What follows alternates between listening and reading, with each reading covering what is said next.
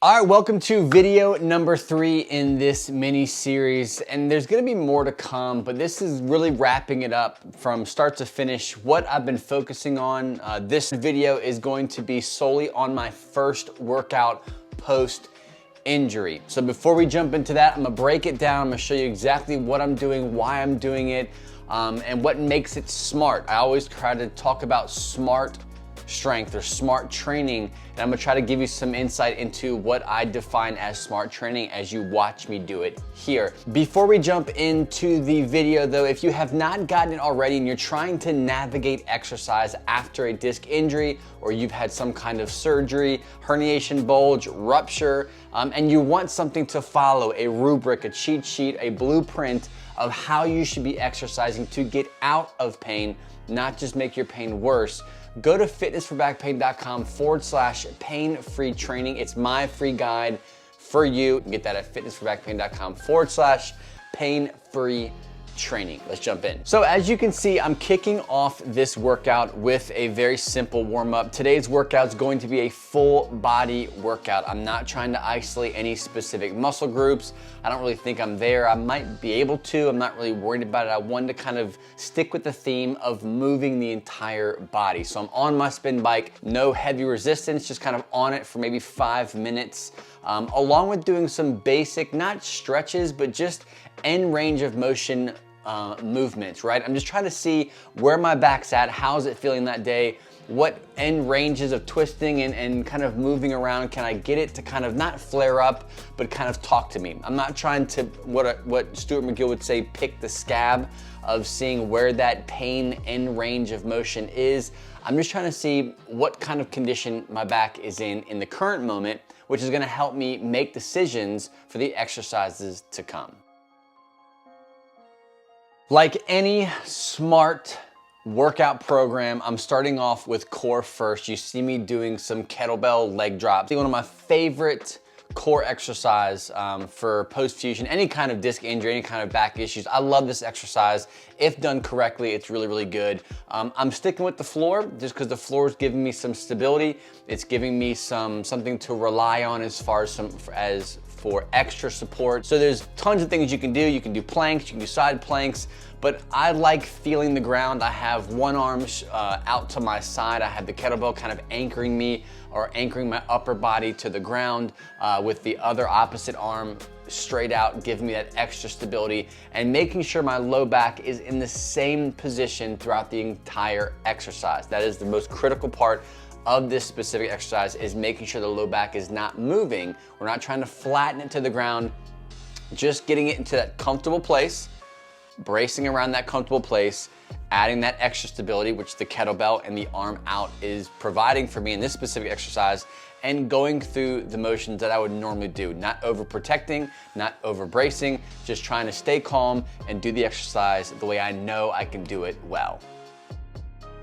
So the next exercise I'm going with is the high cable pull downs. There's lots of exercises I could have done. I was thinking about doing the seated row, but in my mind, I just wanted to kind of take so much unnecessary tension on the low back. I'm not here to kind of necessarily argue that the high cable pull downs versus the straight pulling to your chest seated row, there's a massive difference in the tension at the low back. But it felt better doing these high cable pull downs. I just enjoy them. I feel like I get a little bit more lat engagement with these things and just overall posterior chain. Mastering the movements with each rep is the most important thing. I'm going slow. I'm pretending as if I have cameras on every angle of me while I do this exercise. It keeps me honest. It keeps me very specific, going slow, not cheating at all, not using momentum, not trying to get 2 or 3 more reps out because I want to. I'm not using a very heavy weight. This is pounds below what I would normally do, just because again, it's my first workout back in the game. So I'm trying to take it easy, but also test these muscles that have been injured to see what they can handle. All right, on to the next exercise, which is the floor press. I'm using a barbell floor press. I would prefer to do the barbell just because you can rack it and unrack it pretty easily. I'm also choosing the floor press in general, just because it gives me that theme of stability, more stability. I'm not having to do any kind of extra umphing, extra pushing from a depth that maybe I'm a little bit weaker in because I haven't trained in about a week and a half now.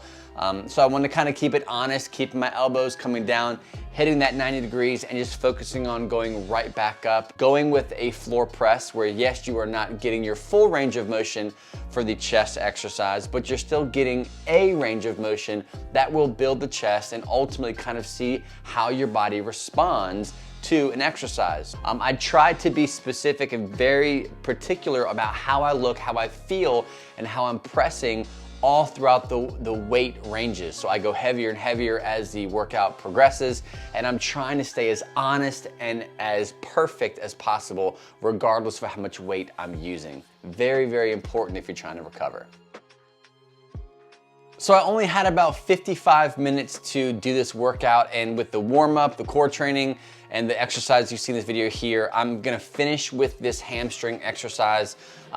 Nowadays, I try to, if I don't have enough time to do a ton of leg workouts, I will make sure my hamstrings get hammered, just because it has been one of the best things for my body over the years is building strength in my hamstring. So what I'm doing here is almost like a supported straight leg deadlift. I have one foot up against the wall and I have the other foot obviously straight. I've got the weight in my hand, and what I'm doing is I'm hinging back, and what I'm trying to focus on is my butt touching the wall at the same point as that kettlebell, going as far down into the depth of that exercise as I want it to. So I'm trying to kind of orchestrate perfect form with how far my butt is from the wall. So when I'm in that hip hinge, and by the time my butt hits the wall, I'm as bent over as I want to be comfortably for this specific exercise.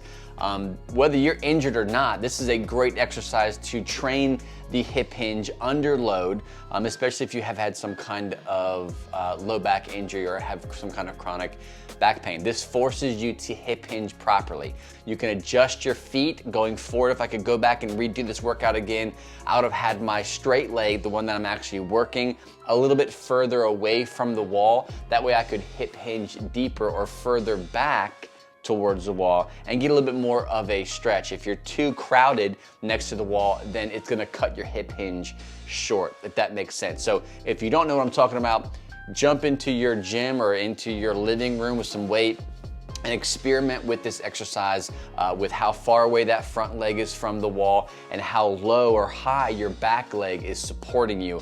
And then start focusing on hip hinging first and allowing that weight to come down at the same time, and you'll get an idea of what I'm trying to talk about. That's it. This is my workout, my first workout back in the gym. I'm really excited. I feel great.